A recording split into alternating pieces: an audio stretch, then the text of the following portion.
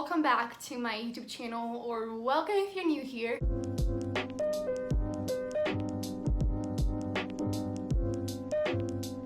Today I have a super exciting video because I'm starting another series here on my channel called Carol Reads Romance. So if you're new to my channel, I'm Carol and I don't like to read romance.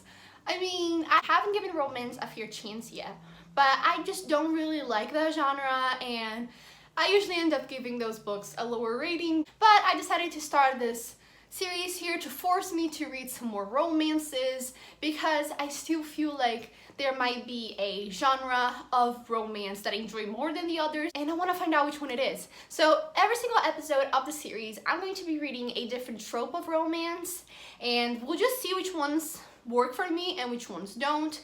As I'm not really a big romance person, I will probably not really enjoy all of these books. This series was definitely inspired by M's series on Bookish Potatoes. I'll link their channel down below. They do have a series called M Reads Romance, and I just thought it would fit perfectly. So for this video, I'm going to be starting with a very common trope of romance, and that is fake dating. Now, I don't think I've ever read a book with fake dating.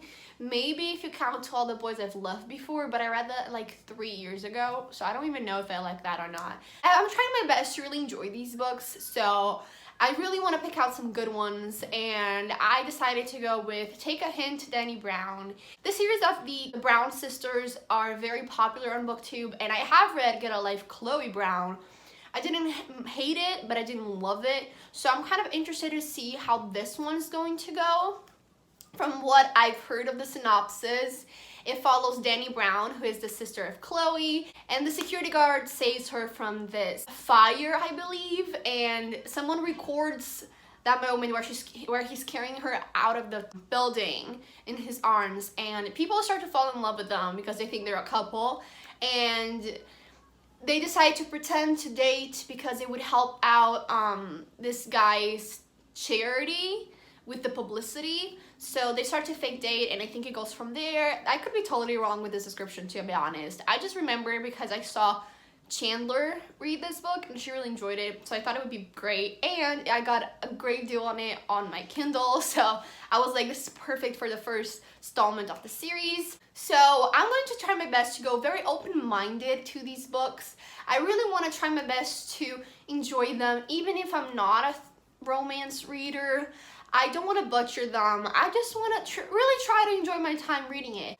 Just know there will be some steam, which isn't my favorite thing to read about, and I know there will be some cliches and things like that. So I would just try to rate the book in an overall experience rather than just being upset about those little things. And hopefully you guys will enjoy seeing me do this. Comment down below which tropes I should do next as well, if you have any books for me to read and which ones, so let me know. So let's do this. So there's an author's note in the beginning of the book, and she says there will be some sensitive topics like the death of a close family member and handling with general anxiety disorder. I am diagnosed with general anxiety disorder, so I will be able to tell if she does a great job representing it or not. I feel like that's an important aspect of this book, if she does a great job with a mental health rep. So I'll keep you guys updated on that. So I'm noticing that there were some things that happened before this book started, so I can already tell that this guy Zaf has a crush on her already, and I personally think I enjoy to read more about people starting to develop crushes throughout the book instead of already having a crush. That's a personal opinion, obviously, but I mean, you're here to see what I like in romances or not. So I personally think I like when things develop in the book instead of before the book. So we're crossing books and worlds here. They just met Chloe and Redford. That's fun. That's an interesting thing. Just got to the 25% mark. I'm on chapter 6, and I don't know how I feel about fake dating. They just talked about the pact, and they both agreed to fake date. I don't know how I feel about that. I've never experienced a fake dating situation in my life, and I've never seen anyone do it too. It makes me a bit uncomfortable. I mean, they're both consenting, so that's great. But it does make me, I don't know, something doesn't sit right with me. I was right about the description of the book. There's now a viral video of him and her, and people are thinking they're together, and to help out with his charity called Tackle It, in which he helps children play rugby, if I'm not mistaken, he asked Dani to pretend to be in a relationship with him so that the publicity will stick and that he'll be able to get some money for the charity or some advertisement for the charity. It's something that makes sense, and I feel like it's kind of realistic.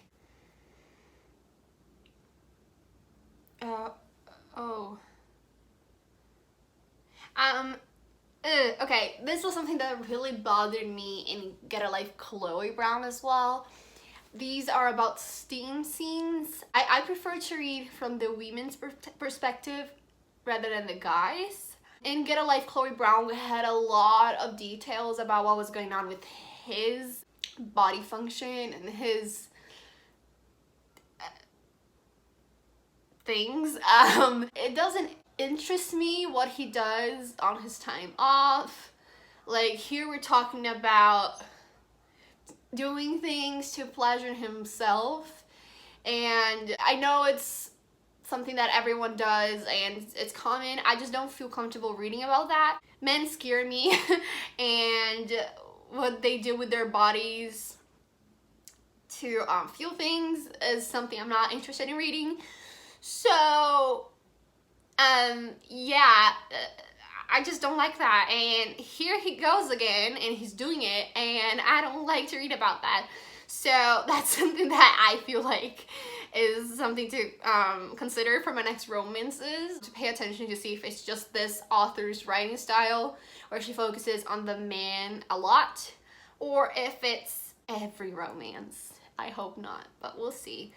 Like, I don't need to know what he's doing to himself. So he just had a panic attack, and the author didn't really go into details about the panic attack, which I really do appreciate, because I don't know if you guys know this, because sometimes reading people getting to a panic attack can trigger you. So I'm glad that she was able to represent it without making it triggering to some people. She did talk about the most common things like breathing heavier or having to sit down to just take her time, and I'm glad she did that. I think it's great for even younger people who are reading this book to know that it's okay to go through these things, especially because it's a man going through these things. I personally think that's amazing. We don't usually get much mental health in the man's point of view. Like, he said, this is how he describes a panic attack, so trigger warning for that. He says, you know when you exercise in the cold and your sweat is hot, but your skin is like ice and you can almost feel the salt? That is exactly how it feels, and I've never seen it put into words like that. I'm glad that this is pretty accurate. Just got into the 50% mark, and I'm enjoying this book. I'm getting through it very quickly. I think I might be able to finish it in one day, which is insane. There are a couple steamy scenes that do make me a little uncomfortable, but I feel like it's pretty balanced out. We get a little more fluffy cuteness, and then a little spicy scene, and then more development of the characters. So it's pretty balanced out, and I feel like this is great because they can reach both spectrums of romance readers, people who do enjoy steamy scenes and smut, and people who don't. So I am really enjoying this book so far and going with an open mind. I can see why people enjoy this story, so I'm not upset about it, and I'm enjoying it a lot. I love how well they communicate in this book. Usually romances are focused again on miscommunication, where to create drama, and I like how well they talk about their feelings and what's going on. They just sit down and they tell each other what they're thinking of and how some things are bothering them, and I really like reading about that. I really like the way their relationship works, how they trust each other enough to talk about their feelings and worries, anxieties. I like this book way more than I liked Chloe Brown's story. For some reason, Red bothered me a lot. I did not like him as like a romantic interest, but I do like Zaf. I do like his personality, how he's so sweet and kind and not afraid to show his emotions. I really like him.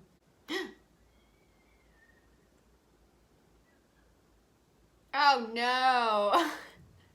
I thought, okay, I was really excited because usually in romance there is that just unnecessary fight, and I was so excited. Like, I'm 80% through and I was like, there has been no dumb fights. But nope, I stand corrected, there was a fight.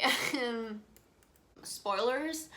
She has a fight with him because she doesn't think she can say that she loves him because of past relationships. Because she's scared of feeling things, and so she doesn't want to admit that she's catching feelings for this guy. And when he says I love you, she says we made a mistake, and they fight. Then she realizes that she does really love him, and she just goes on and she says I love you, I'm sorry, we're together. I do feel though that I wish author didn't force her to say I love you back immediately. I do think that it is something that people sometimes have to overcome due to trauma or due just to being scared of relationships. And I wish they could have made that work even if she couldn't say I love you immediately back. I wish she could have made them work through their problems and stay in the relationship even if she were scared of some of her feelings, instead of just making her go and just say I love you immediately. I think that would have been a very interesting dynamic and something we don't see that often. So I don't know, I don't really like this ending that much. It was just like perfect, just go say I love you, and I don't think that's something that would happen in real life. She would either say I love you because she felt forced to, and then it wouldn't hold any meaning, or she would just not say it yet, and I felt like we could have had that in this ending. Okay, so they did put that sort of aspect now in the next chapter. She doesn't like celebrate anniversaries, and he's respecting her boundaries, he's respecting her feelings, so he's not pushing her into doing things she's not comfortable with, which I think is super important. See, like he says, I know you don't enjoy things like this, and I hope you didn't feel like you had to do something that wasn't you. Because what I meant what I said the other day, even if I said it at the wrong time, I don't want you to change, I just want you to be mine. Okay, I like that, I like that. I finished the book now, just reached 100%, and in the end, I did enjoy my time reading this. The problems I had with the book were later solved the last chapter, so I do feel like she knew what she was doing, and I really enjoyed her writing style. It was a fun, steamy, romantic comedy. I don't really know if this is something special or if this is just like any other books. I know they've been popular, but I don't know why. I don't know if they've been popular because of Chloe Brown or because they're different from other books. This is part of why I wanted to do this, to get more knowledge on romances and to see if they actually meant something or if they are just overhyped. For this one, I can see the appeal, I can see why people enjoy it, and I did have a great time with this one. I feel like I might give it a 4 stars because I did like this book a lot more than I like Chloe Brown, which is surprising. I like their relationship dynamic way more than Chloe's, and that's so weird because I usually like bad boys in movies and TV shows, and Redford was that bad boy cliche, and Zaf was extremely sweet and caring, and I'm surprised that I enjoyed his character more than Red's. That's really interesting. I usually, whenever there's a TV show, I fall for the bad boy instead of the cute boy, like there's a love triangle or things like that, and it's just so fun to see that this didn't happen in this case. I don't know if romance readers rate it 5 stars because you're gonna think about it later on or because of the entertainment. Maybe it's just for entertainment, but in the end I had a lot of fun reading this, and I'm surprised of how much I enjoyed Take a Hint, Dani Brown. I would recommend it to you even if you're not a romance reader like me. Steamy scenes were a bit steamy, but it's part of romance and I'm not gonna hate on them. I knew they were happening, like I knew it beforehand, so if you go into it with an open mind, I think you might enjoy it and have a great time. I feel like fake dating isn't my favorite trope, but I don't hate reading about it. I do feel like maybe there will be other tropes in romance that I will enjoy more, but so far it's okay. I don't see myself picking up another fake dating romance for a while. It's not something that I crave or really love reading about, so I don't feel like that's the trope for me, but it wasn't bad. So overall, I had a great time with this video. I didn't know I would like reading about sweet and caring boys, but that's fun. And yeah, overall, I had a great time and I can't wait for episode 2. Make sure to drop me some recommendations down below of which books to read and what tropes to do next. I would love to know. So thank you guys so much for watching. I hope you enjoyed. If yes, give this video a big thumbs up and subscribe down below to be part of this wonderful family. I would love to have you here. And I'll see you guys in my next video. Bye!